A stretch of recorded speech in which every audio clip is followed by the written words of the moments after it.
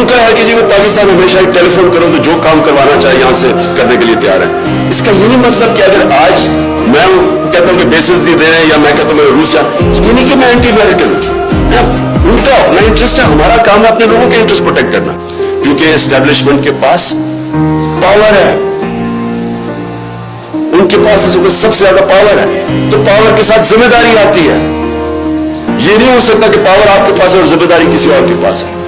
Authority और power साथ साथ जाते हैं। अपने न्यूट्रल्स को पैगाम देना चाहता हूं, क्या आप को फिक्र है इस कौम की?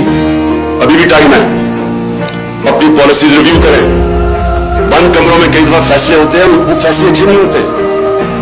आपको रिव्यू करने चाहिए और सोचना चाहिए कि हमने ये मुल्क 22 करोड़ के लोग हैं,